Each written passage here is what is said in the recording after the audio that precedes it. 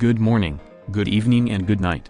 Very obvious subtle reminder that this video will definitely contain spoilers for Chapter 3 and Deltarune. So, it's already been over a month since Chapter 3 and 4 have released, and with it came lots of content. There is so many topics and videos I have planned for this game if I get around to them, and one of them being a boss ranking. Now, I personally feel it is much too early to do a full Chapter 1 through 4 ranking, a boss ranking at that. So how about we do one on the most controversial chapters, Chapter 3. In this video, I will rank every Chapter 3 enemy, having 11 of them, which is just anything you fight. Chapter 3, although a mixed one in the community, easily has one of the most unique enemies in all of Deltarune, some amazing, and some, well, not so amazing.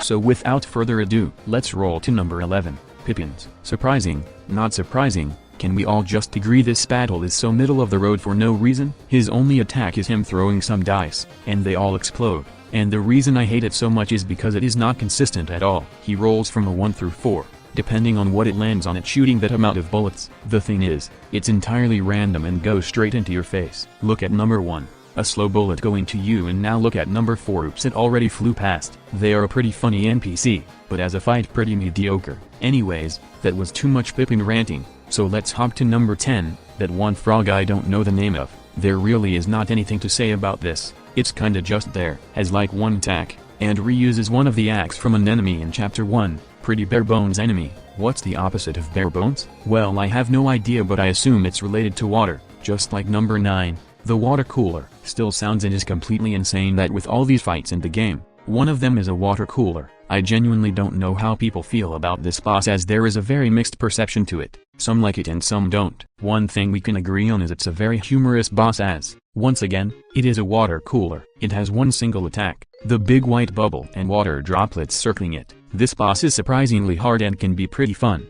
But why don't we stop for a second and go to number 8, Zapper. This is a really funny enemy with his axe, where you can turn volume up to gain TP, which quite literally turns it up, mute, which makes them tired and also literally mutes, and the off button, which, well, turns them off completely, ending the fight. A very nice concept and enemy with some cool attacks. Something which just snapped in me which does not have such cool attacks is number 7, Shadowguy. The way they come in on board too is really cool, but it just feels like it's unnecessarily difficult. The acts like most in this chapter are really fun, the attack like most in this chapter are really hard, like what is this? And now to number 6, easily the most entertaining of this chapter, the best this chapter, Shadowguy. Okay, obviously their attacks aren't too special, but they are pretty fun, especially the TP farm one. Also they're just really fun to interact with, especially when you just talk to them and easily give the most motivational pieces of advice in this game. I really cannot come up with a transition to number 5, so here is number 5, Lanino and Elnina. Firstly, this boss introduces the Router Buster song, so it's automatically peak, and secondly their dynamic is amazing. The way they work together with their attacks and shortly break up to be put in a throuple with Rouxls, which we will talk more about later, is just amazing.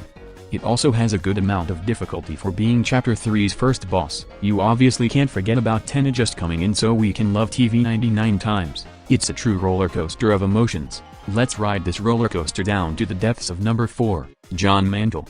Or Shadow Mantle Boss, or Mantle, or whatever his name is, black shadowy figure. It's definitely an interesting take considering it's in 2D, and let me tell you one thing, all the things you do for this boss, from getting the ice key, doing those puzzles and fighting enemies, those deaths were not worth it. This boss could have had so much more, but it reuses like 3 moves. Anyways, this is not as bad as you think. The bomb attack is really fun, all those pluies are too, and when you circle it near the end with all the fireballs spitting at you is also pretty fun. The fireballs themselves are not fun though, they are so random and you can hardly even attack the boss, you just kinda stall it out. We all know this boss is just a couple of moves, but a real couple is number 3, Rouxls Kaard with Lanino and Elnina. Would you look at that, it's the one and only Rouxls Kaard once again. This fight doesn't try to be fighty, instead it's really quirky, which is what I love. First it's just us dancing, like those people in Chapter 2. But then he figures that probably won't work, so he hires the best NPCs to fight us. And would you look at that, it's Lancer. It's not just a game of ballet now, it's a game of Lancer where we have to try and get him and avoid rules. It's a really cool concept on paper and is executed even better. Can this fight get any more unpredictable? Oh yeah, it's his boyfriend and girlfriend. We might go left, go right, go left. But then this fight clearly has the best joke in this entire game. So, he has a laser pointer. That's it. 2 words, absolute cinema. Actually maybe a couple more words.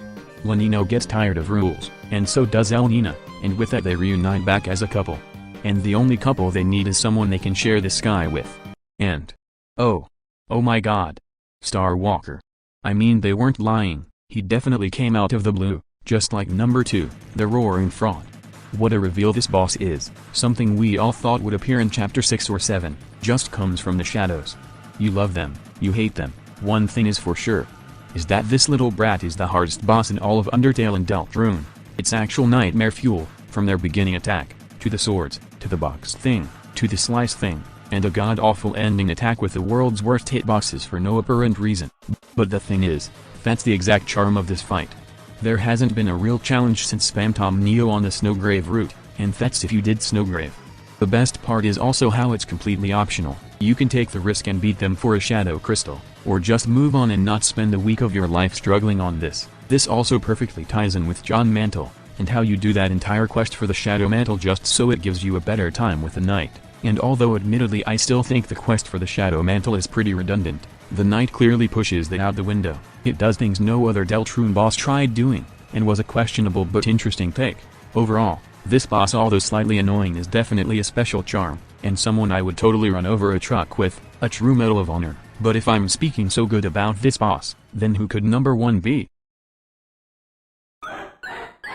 It's Tenna, of course. Why would it not be Tenna? What else did you expect? This boss is the epitome of peak, and no other boss in Deltarune even comes close to this. As I said in the beginning, chapter 3 is most certainly a love-hate chapter, and although I'm mostly in the middle while I still think it's an amazing chapter, the standout was definitely the minigames. The cooking show on board 1 was really fun and a test of teamwork.